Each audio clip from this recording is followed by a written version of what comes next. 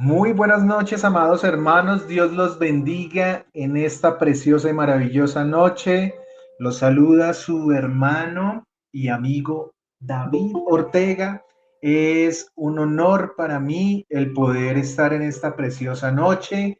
Gracias le damos al Dios Todopoderoso, quien nos permite reunirnos con amor, con benignidad al Dios Todopoderoso. Y gloria y honra sea al Espíritu Santo, quien pone en nuestros corazones compartir de estos tiempos. Permítame, si ustedes son tan amables, de leerles el Salmo número 1, versículos del 1 al 6.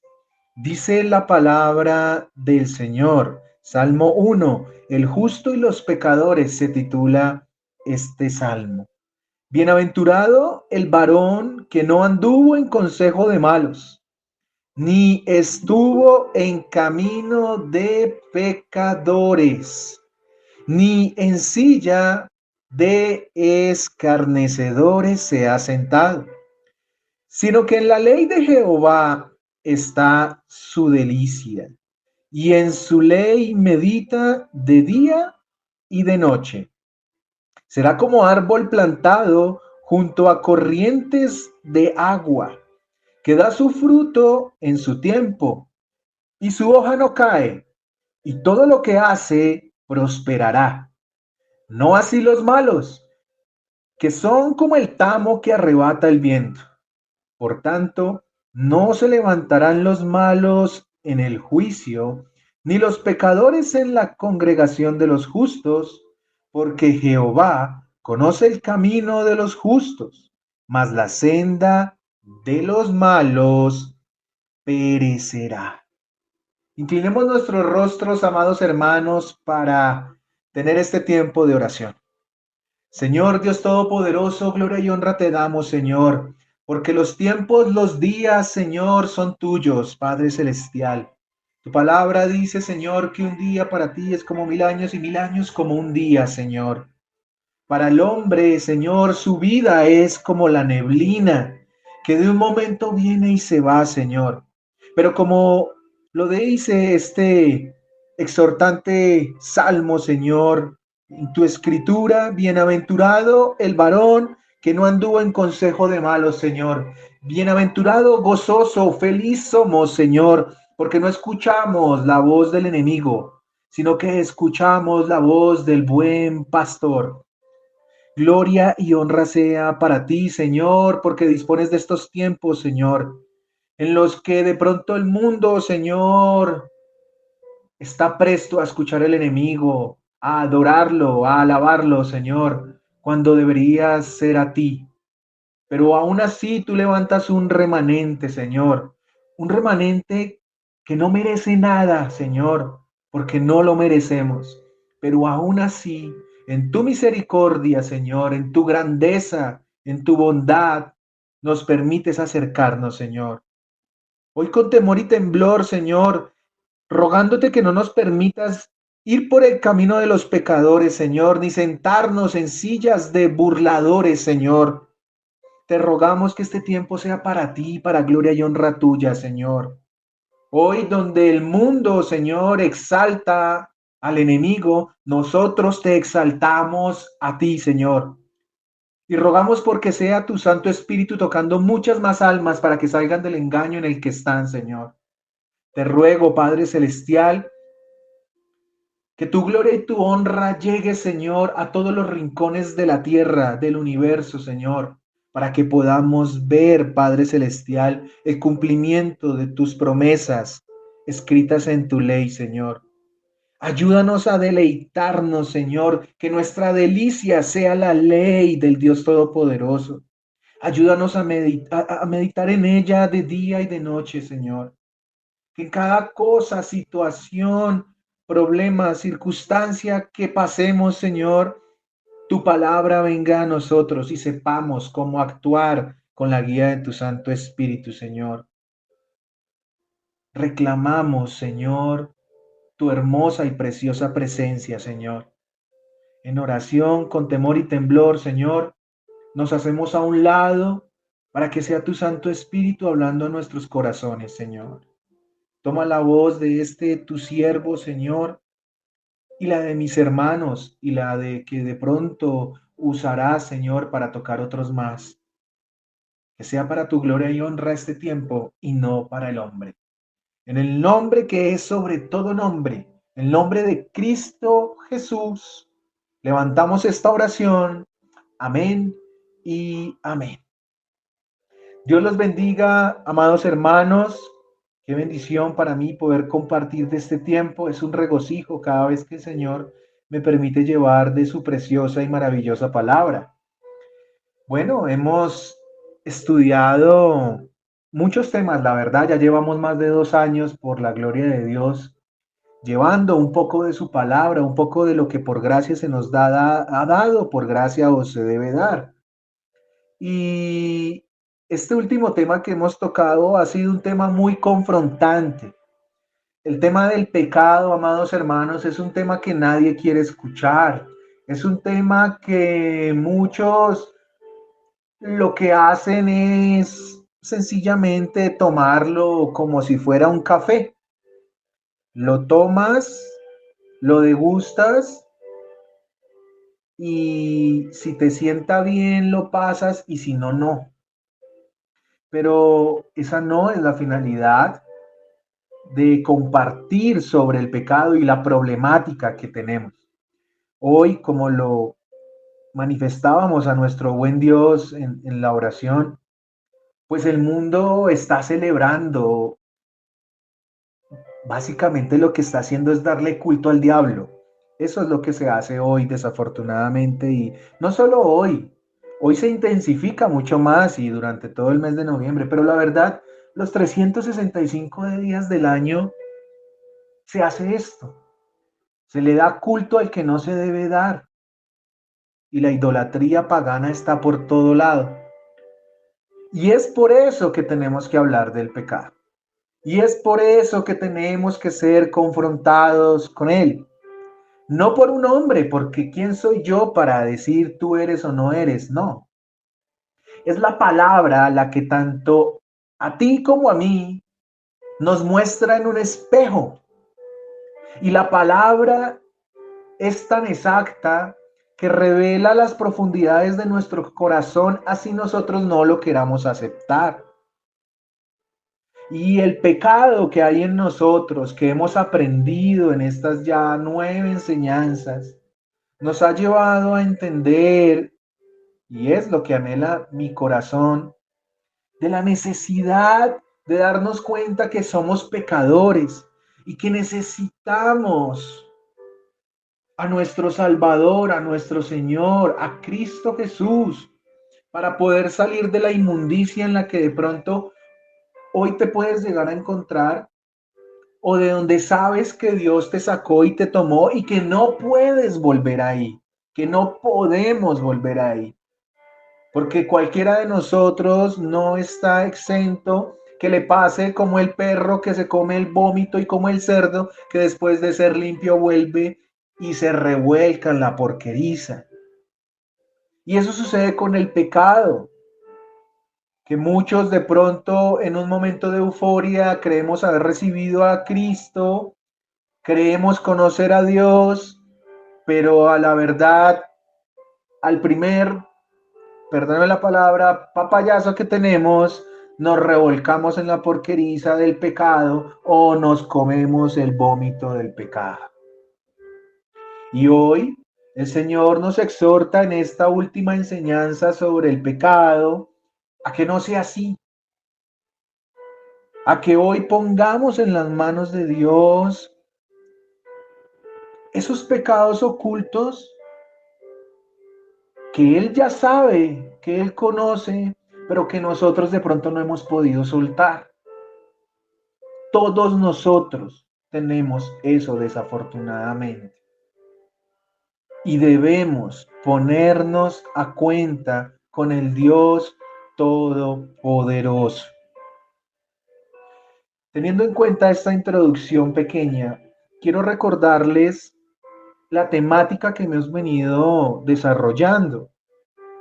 Aprendimos, amados hermanos, que el pecado o esa agitación cósmica, como lo llama nuestro hermano R.C. Sproul, en donde no es más que el distanciamiento que hay entre el hombre y cuatro cosas muy importantes que nos muestra la escritura y que es necesario que se restablezcan no por obras del hombre, sino por una obra que hizo Dios mismo, porque de Él nació, no porque lo mereciéramos, sino sencillamente porque su gran amor es así y es tan misericordioso, tan infinitamente bondadoso, tan bueno, que entregó a su Hijo en la cruz.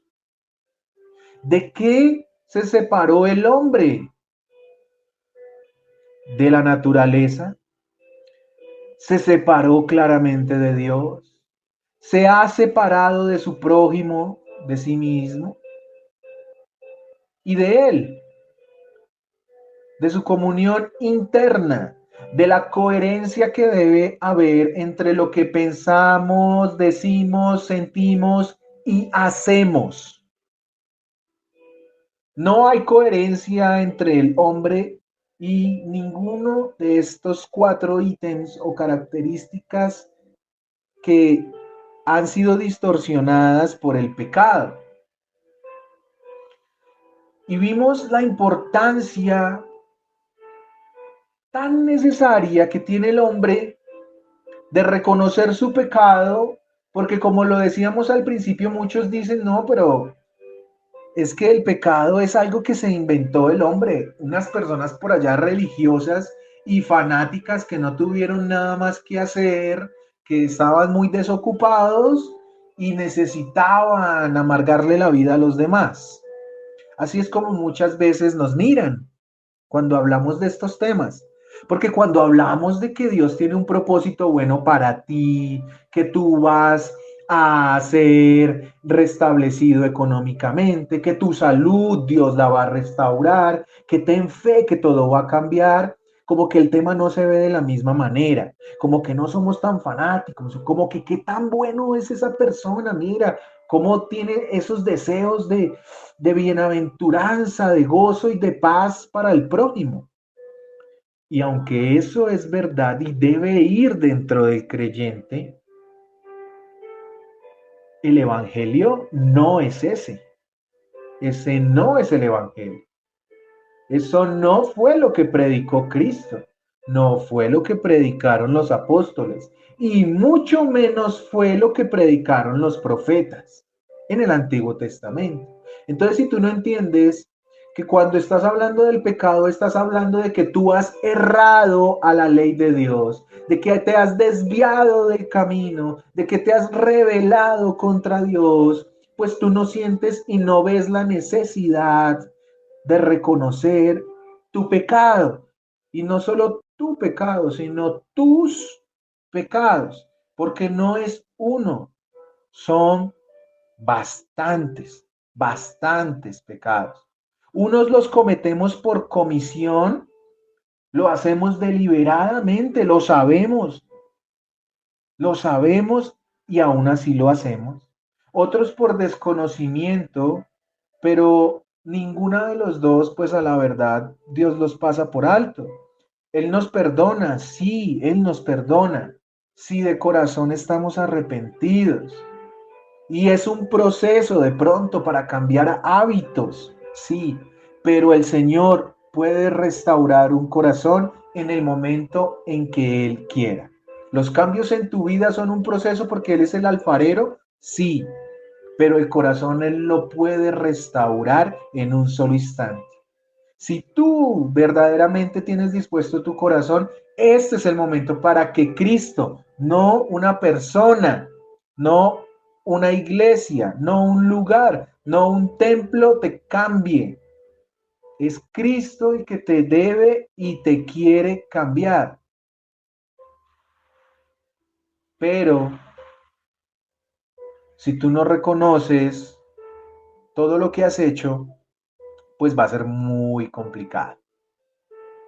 Después de haber aprendido esto, empezamos a estudiar algo que en este mes se ha conmemorado mucho y es la Reforma Protestante. Allá con Martín Lutero en 1517, digamos que fue como el boom cuando él hace exactamente 505 años allá en Wittenberg, en la entrada de su iglesia, en las puertas, colocan las llamadas 95 tesis contra las indulgencias de la Iglesia Católico Romana, debido a que vendían la salvación y muchos ingenuos que no conocían la palabra, pues, ¿qué sucedía? Creían en lo que decía la iglesia. ¿Y por qué pasaba esto? Bueno, en esa época no tenían lo que tú y yo hoy tenemos gracias a la misericordia de Dios. Y es la Biblia, en nuestro idioma. La tenemos en español hoy acá. En ese momento no estaba para muchos lugares, no, pero gracias a la reforma eso cambió y muchos ojos fueron abiertos, muchas fees fueron reformadas porque estaban inclinadas de la manera incorrecta, a tal punto que el mismo Lutero era católico, romano, obispo, pero debido a la misericordia de Dios, Dios lo usó y de ahí usó a muchos más para que salieran de su error y de esas doctrinas. Eso es un llamado a que si tú estás en un lugar donde te están predicando una palabra que no es, una palabra ligera, una palabra donde solamente te quieren sobar el hombro y decir que tú puedes, que tú lo puedes lograr, que no te preocupes, que Dios solamente quiere bendiciones para ti, pero nada de obediencia a Él y a su palabra, a su escritura, donde solo vives un día domingo o el día que sea de supuesta exaltación y donde vas por la música y no por la palabra, donde te mueves porque el mover del sonido musical es lo que te interesa. Hoy el Señor te está diciendo, huye de ahí, reacciona y mira lo que muchos hombres tuvieron que pasar para que tú y yo pudiésemos tener hoy la palabra de Dios, como para que estemos desperdiciando nuestro tiempo haciendo lo que está por fuera de lo que desea Dios. Entendiendo esto y la maravilla de lo que es, vuelvo y digo, la misericordia de Dios, entonces en 1517 comenzó ese proceso de reforma de la fe cristiana, en donde ya no se seguían esas pautas en Roma, sino que a la luz de la palabra muchos pensadores guiados por el Espíritu Santo se dieron cuenta del error que se estaba cometiendo. Entonces vemos como en el siglo XVII ya comienza a ser mucho más fuerte, a tocar muchos más países y digamos que no podríamos decir nace, sino que se reúne una serie de resúmenes para concluir qué es lo que la Biblia enseña y cuáles son sus doctrinas. Dentro de esas, una de las más importantes es la del pecado. Uno de esos resúmenes para darme a entender doctrinales se llamó la Confesión de Fe de Westminster. Y en el capítulo 6 de esta confesión de fe habla sobre el pecado. Y cómo estos reformadores, vuelvo y les digo, guiados por el Espíritu Santo, comprendieron lo que la Escritura nos dice. Ahora, no quiere decir que estos textos reemplacen la Escritura, mucho cuidado, no, sino que es de gran enriquecimiento para la iglesia porque permite que hombres piadosos y dedicados que han surgido durante varios siglos, muchos siglos, desde el mismo inicio de la iglesia en Pentecostés, pues que nosotros no tengamos que volver a hacer todo el camino, sino que de una u otra forma lo tengamos masticadito. Ojo, siempre haciendo como los hermanos de Berea, que es confrontar lo que se nos dice con la palabra.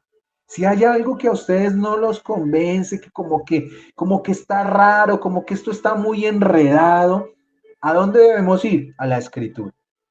Y eso es lo que estamos haciendo.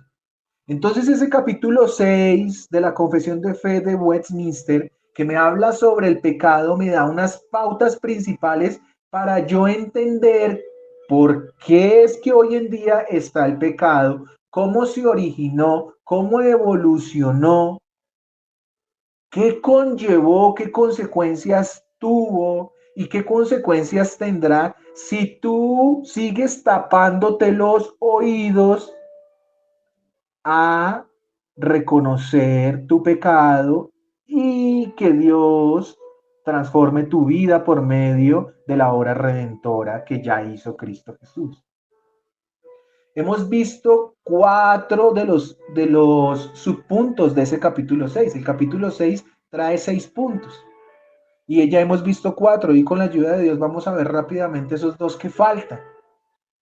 El primero decía que nuestros primeros padres, seducidos por la sutileza y tentación de Satanás, pecaron al comer del fruto prohibido y que quiso Dios, conforme a su santo propósito, permitir este pecado, habiéndose propuesto ordenarlo para su propia gloria. Miren, esto es muy importante, amados hermanos, que entendamos algo. Y es que aquí surgía una pregunta muy importante sobre lo que nos hablaba la confesión, porque básicamente tenemos que revisar, amados hermanos, cómo así que Dios propuso que el pecado se diera. ¿Por qué Dios lo propuso? La misma confesión de fe lo resume, aunque esto ya lo expuse, y es permitir este pecado, Dios lo permitió, habiéndose propuesto ordenarlo para su propia gloria. ¿Para qué lo ordenó? ¿Para qué lo permitió? Para su propia gloria. Si tú quieres profundizar un poquito más sobre esto, te invito a que escuches las enseñanzas anteriores, para que puedas comprender cómo así que Dios propuso, permitió que el pecado se diera. Esto es una pregunta que claramente no es tan sencilla de hacerse cuando recibimos una enseñanza ligera de la escritura. No lo comprendemos y es más, lo puedes decir, me están hablando una herejía. No, no te están hablando una herejía, te están enseñando la palabra de Dios. ¿Qué más dice la confesión de fe de Westminster con base en el pecado? Dice en su punto número 2, acá lo voy pasando para que lo podamos ver, dice, por este pecado cayeron de su rectitud. ¿Quiénes? Adán y Eva. De su rectitud original, porque así fueron creados ellos. Y perdieron que la comunión con Dios. Y por tanto quedaron muertos en el pecado. Vimos que las consecuencias del pecado es esa, ¿cierto? La muerte. Y totalmente corrompidos en todas las facultades y partes del alma y del cuerpo. Tú y yo, antes de recibir al Señor Jesucristo, que somos pecadores totalmente corrompidos en todas nuestras facultades, en todas las partes del alma y del cuerpo. Eso es lo que me enseña ese segundo punto. Pero también aprendíamos en el tercer punto, amados hermanos, que ellos al ser la raíz del género humano, o sea, de donde nosotros descendemos, no de una ameba, no de por allá, de otro animal, no, de Adán y Eva, la culpa de este pecado fue que imputada y la misma muerte en el pecado. Y la naturaleza que corrompida floreció, se transmitió a su posteridad, o sea, por generación ordinaria desciende de ellos. Que desde Adán y Eva, de ahí para adelante, todos los seres humanos tienen una naturaleza caída, corrompida, que el pecado de ellos dos fue imputado. ¿Y qué entendíamos por la palabra imputado o imputar?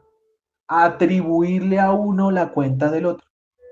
Básicamente a todos los hijos de Adán y Eva se les atribuyó el mismo pecado que ellos cometieron. Eso es a lo que en resumidas cuentas se le denomina el pecado original. Ese pecado que es transmitido a todos nosotros. Desde que nacemos es transmitido a cada uno de nosotros. Y llevamos las mismas consecuencias, amados hermanos, que llevaron ellos. ¿Cuál es? La muerte, la naturaleza caída, la tendencia a hacer lo malo. Y eso precisamente es lo que nos muestra el cuarto punto de la confesión. Vuelvo y digo, extraído de las escrituras. Esto todo es con base en las escrituras. Por eso les traje los versículos que la confesión de fe nos da. Ustedes colocan en internet y todo esto que les estoy dando está ahí en la confesión de fe de Westminster. No es algo que yo me esté inventando, que esté sacando yo, no. Eso ya lo habíamos dado. Lo último que vimos es que de esta corrupción original, de este pecado original, por la cual estamos completamente ¿qué? Impedidos, somos incapaces y opuestos a todo bien. Óigase, todo bien. No hacer algunas cosas bien, otras mal, no, todas las hacemos mal. Por eso dice, y enteramente inclinados a todo mal, proceden todas las transgresiones actuales. Esa corrupción original que tú y yo heredamos de nuestros padres Adán y Eva es lo que nos llevan a pecar. Es lo que nos lleva a hacer lo que no debemos hacer. Pero que aún a pesar de esto hay esperanza. Hay una esperanza que es a la cual nos debemos aferrar, que se llama Cristo. Cristo, siempre es Cristo, hermanos, siempre es Cristo. Vimos el ejemplo de Caín, si ustedes de pronto recuerdan, y aprendimos cómo Caín no escuchó la advertencia de Dios, ¿sí? En donde le decía a Dios, ¿por qué te has ensañado y por qué ha decaído tu semblante? Si bien hicieres, ¿no serás enaltecido? Le preguntaba él. Y si no hicieres bien, ¿qué pasa? El pecado está a la puerta. Eso es lo que nos pasa a ti y a mí. El pecado está a la puerta. Con todo esto a ti será su deseo y tú te enseñorearás de él. ¿Y qué fue lo que pasó? Caín terminó asesinando a su hermano Abel por envidia, por orgullo. Y en vez de reconocer su pecado como lo vimos, lo que hizo fue ensoberbecerse, ¿cierto? Meterse más en su pecado y aflorar muchos más. Y eso fue transmitido a sus postreras generaciones de igual manera. Entonces, ¿qué sucede cuando esto pasa? ¿Qué sucede con esta corrupción? Bueno, viene entonces aquí el quinto punto para continuar y darle explicación al quinto punto de la confesión de fe de Westminster. ¿Qué dice entonces el quinto punto? Dice, esta corrupción que a grandes rasgos se las acabo de explicar, esta corrupción de la naturaleza permanece durante esta vida en aquellos que son regenerados. Y aun cuando sea perdonada y amortiguada por medio de la fe en Cristo, en sí misma y en sus efectos es verdadera y propiamente pecado. Vamos a estudiar esto de una manera apropiada. Entonces, vamos a dividirla, esta explicación en dos partes para comprenderla. Lo primero es en la primera frase, en la primera oración. Dice, esta corrupción de la naturaleza permanece durante esta vida en aquellos que son regenerados. Algo que normalmente no entendemos y que se nos vuelve frustración es cómo es que yo después de ser cristiano, de ser creyente, de alguna manera que inicialmente no comprendemos, se supone que yo ya le entregué mi vida a Cristo, pero yo sigo pecando. Ningún cristiano sobre el planeta Tierra puede decir que no peca. Eso no es posible. Y eso es lo que me está diciendo la confesión basado en la palabra de Dios. Por ejemplo, si nosotros vamos y estudiamos un poco la vida de Juan el Bautista, vamos al Evangelio de Juan, al capítulo 8, a los versículos del 8 al 10, miren lo que me dice el apóstol sobre Juan el Bautista. Dice, no era él, ese él se refiere a Juan el Bautista, no era Juan el Bautista la luz, sino para que diese testimonio de la luz. Juan el Bautista daba testimonio de la luz. Juan el Bautista era creyente. Aquella luz verdadera que alumbra a todo hombre venía a este mundo. En el mundo estaba Cristo y el mundo por él fue hecho, pero el mundo no le conoció. Entonces aquí nos muestra, ¿sí? Un hombre creyente en el Señor, abnegado hacia Él, con la única intención de que los otros que estaban en el mundo conocieran esa luz. Pero ¿qué sucede igual que hoy en día? Que muchos nos tapamos los oídos y creemos que andamos en la luz, pero no estamos en la luz, estamos en tinieblas. Estamos en tinieblas. Y hay veces nosotros como cristianos y creyentes nos comportamos de la misma manera del mundo. Nos parecemos tanto al mundo que la verdad es un poco difícil poder diferenciar de qué bando o de qué lado somos. Sí, porque hay dos bandos, el que está con Dios y el que está con Satanás. No hay más, no hay un tercero, no hay un punto neutro. No hay aguas tibias, pero aún así, siendo creyentes, muchas veces nos equivocamos. Eso me dice Santiago 3:2, porque todos ofendemos muchas veces. Aquí está hablando él de la lengua, ¿no? Si alguno no ofende en palabra de lo que soltamos, este es varón perfecto, capaz también de refrenar todo el cuerpo. El libro de Santiago es muy importante porque la verdad nos deja muchas enseñanzas prácticas, la vida práctica de un creyente. Y dentro de eso está el refrenar la lengua, el saber hablar. Y esos son uno de los mayores errores y pecados que cometemos como creyentes. No la refrenamos. Somos ligerísimos para hablar, ligerísimos para juzgar. Y aquí, desde quien les habla hasta muchos más, gloria a Dios, claro, hay hermanos que tienen una comunión mucho mejor con el Señor y ojalá todos pudiéramos llegar a lo que nos dice Santiago. Pero la verdad es esa, que entre nosotros mismos nos juzgamos, nos tildamos injustamente, injustamente, que la palabra me llama a juzgar sabiamente, no a quedarnos callados. Y esto hablando de qué? Del pecado. Pero entonces, ¿por qué pasa todo esto? Miren, viene Romanos capítulo 7, versículos del 14 al 23. Pongámosle mucha atención porque aquí está el punto central de una enseñanza primordial de Pablo.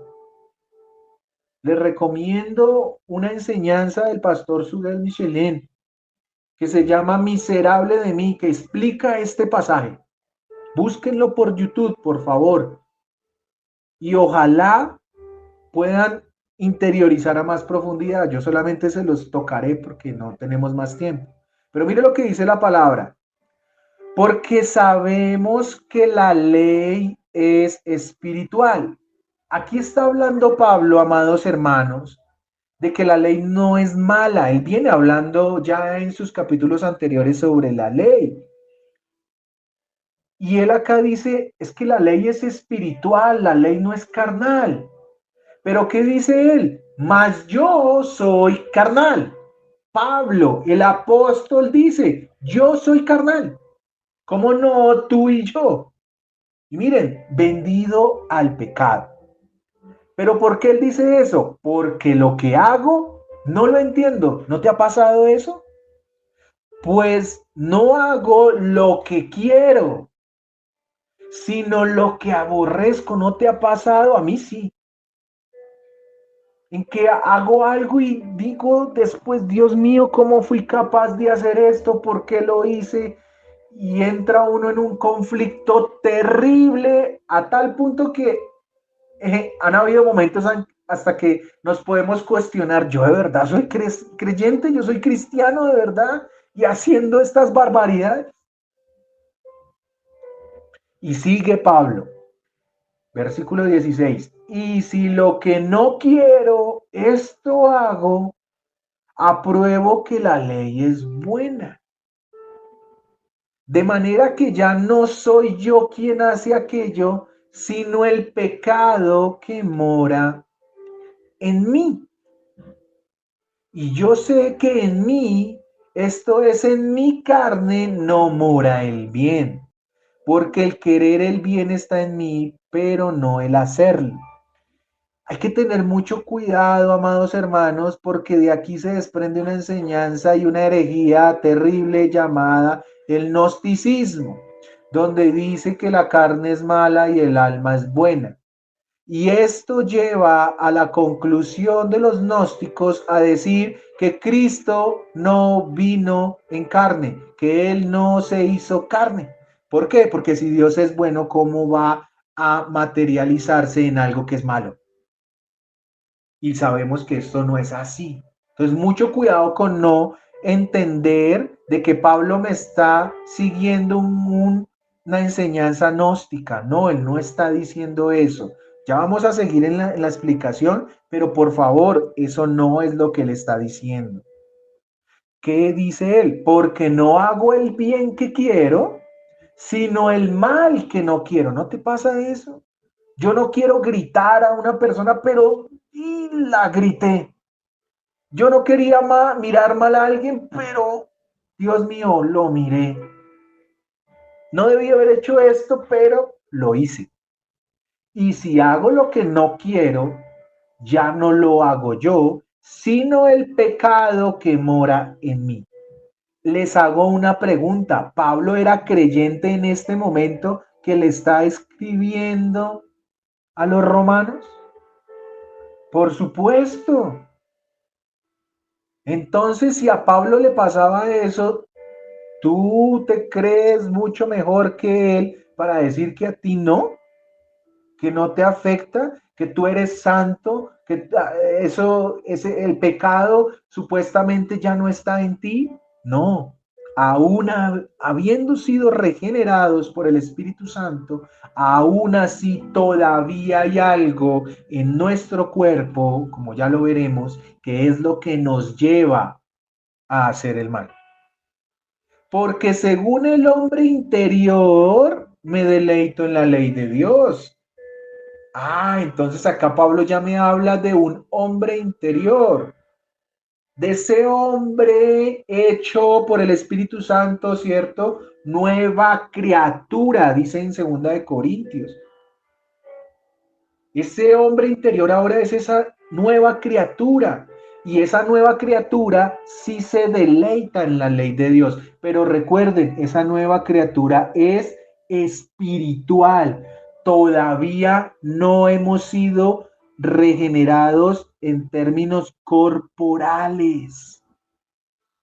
Pero veo otra ley en mis miembros, fíjense. Hay una ley espiritual y aquí en el versículo 23 me dice, hay otra ley en mis miembros. en mi cuerpo, que se rebela contra la ley de mi mente y que me lleva cautivo a la ley del pecado que está en mis miembros. Nuestra carne, ojo, nuestros deseos, nuestras concupiscencias nos llevan a que nuestro cuerpo termine actuando. El pecado se genera en el alma y el cuerpo es el vehículo. El cuerpo es el vehículo que nos lleva a esto. Entonces, como les decía, aún a pesar de ser regenerados espiritualmente, amados hermanos, todavía falta que Dios transforme nuestros cuerpos. Por eso ningún hombre es perfecto, aún recibiendo al Espíritu Santo. ¿Por qué? Porque la palabra me dice que nosotros recibimos las arras del Espíritu. Claramente ya no pecamos como antes. Esto no es una excusa para el pecador, no, todo lo contrario. Lo que está afirmando Pablo es el compromiso y la necesidad de Cristo inmediata y de todos los días. De reconocer que todos los días algo hice mal en mi miembro, en mis manos, con mis ojos, con mi mente, con mi boca, con mi lengua, con mis pies, con mi corazón. Es importante que entendamos esto. Y entonces, ¿cuándo va a ser regenerado mi cuerpo para que ya no pase esto? Cuando seamos glorificados con Cristo.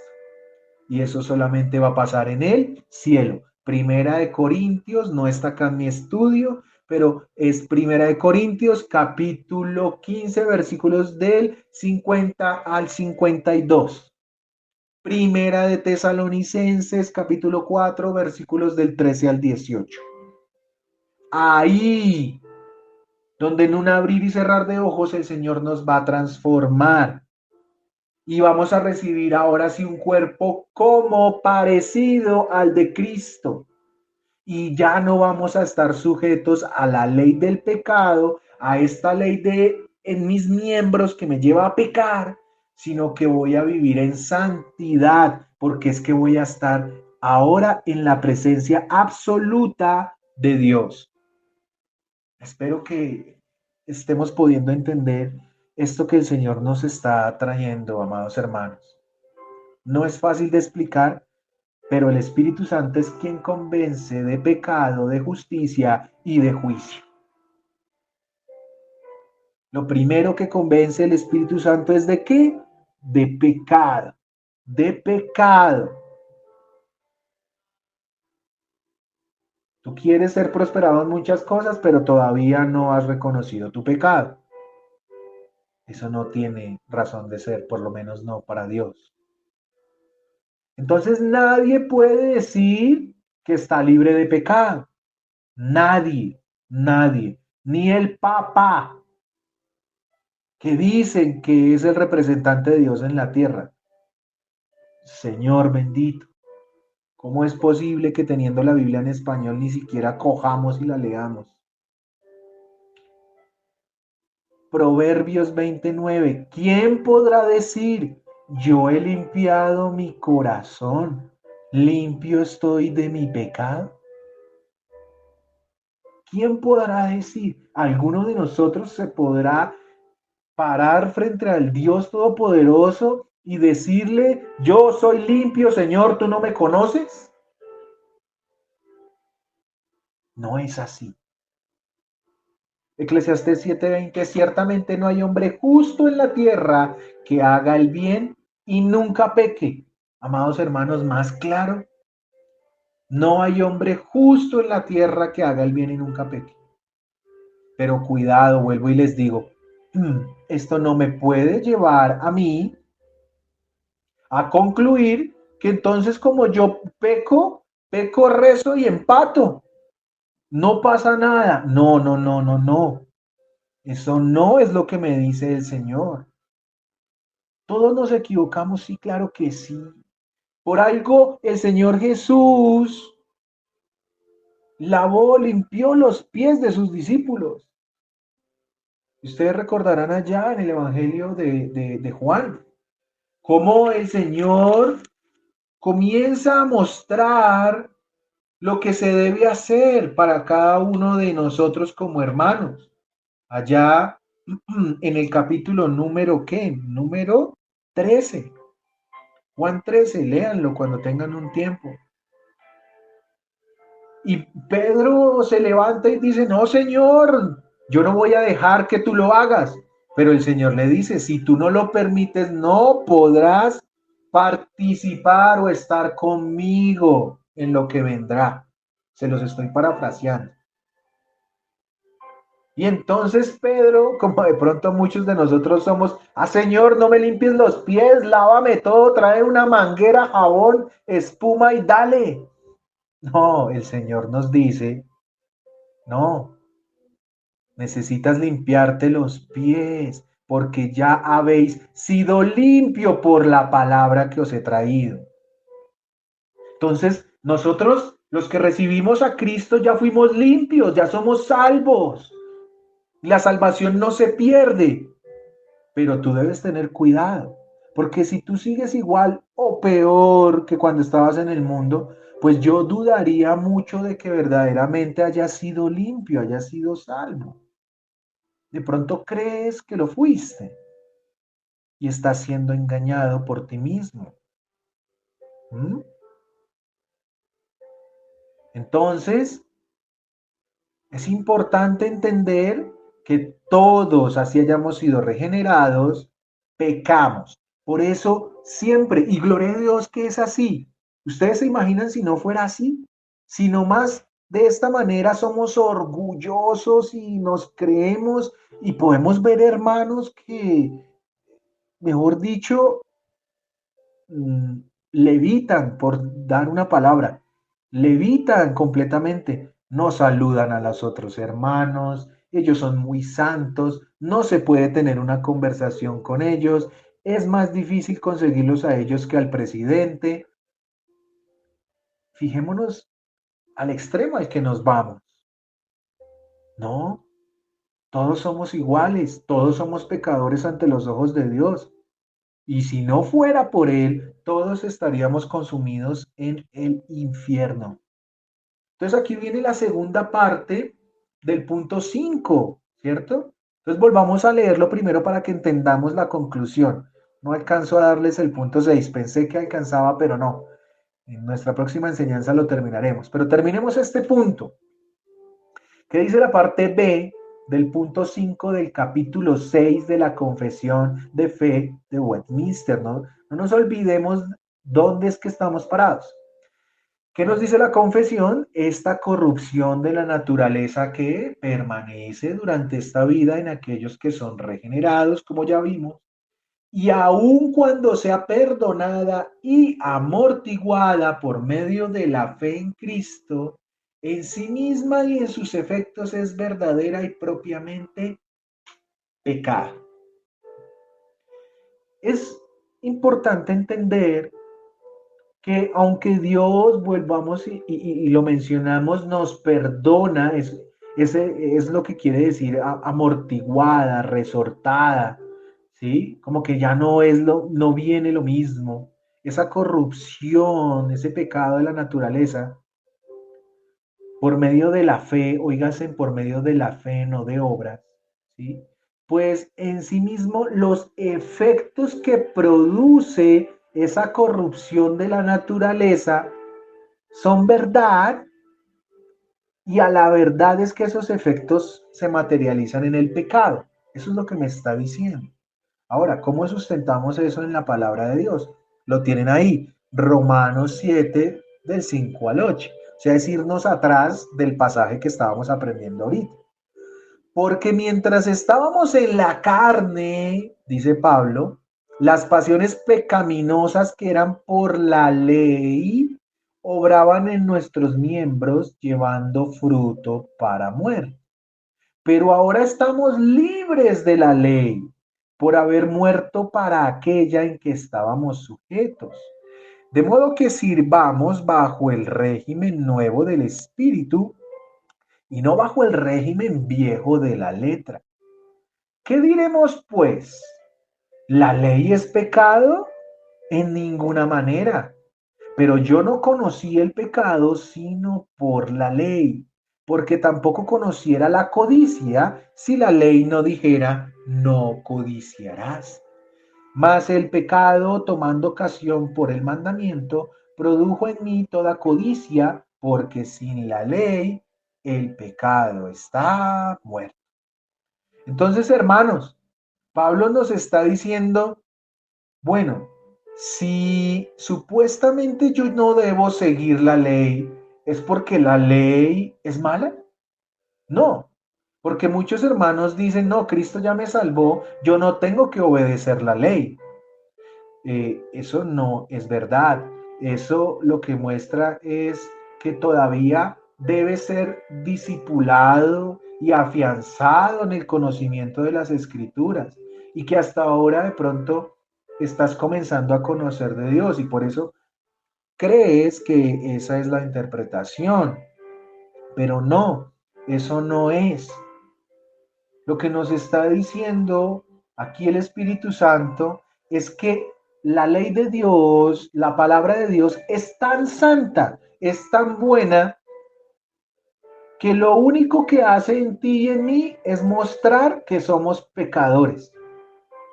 Él pone el ejemplo de la codicia, en que él nunca sabría que él codiciaba, que codiciar era malo, si la escritura no le mostrara que codiciar es malo. Es como cuando vemos una ley, vayámonos a la ley de tránsito. Entonces estamos aprendiendo a manejar, ¿cierto? Los que somos iniciados en el arte de conducir. Entonces nos pasamos una señal de tránsito por allá de color rojo que dice pare. Y resulta que nos pasamos ese pare y nos estrellamos. Llega el policía y el policía nos dice, ¿no vio el pare? Y nosotros, sí. Y no, ningún y. El pare es una norma en la cual usted debe detenerse. Si se lo pasa y sucede algo, usted es responsable. Ah, pero yo no sabía, no. Usted está conduciendo y el solo hecho de conducir ya lo lleva a que usted sepa a lo que se está teniendo. El solo hecho de nosotros vivir ya nos lleva a entender y Dios no lo dejó al azar. La escritura nos muestra que hay dos revelaciones, una revelación general por medio de su creación y una revelación especial por medio de su escritura y de la obra de Cristo Jesús. Entonces la ley es buena, amados hermanos, porque la ley muestra el carácter de Dios.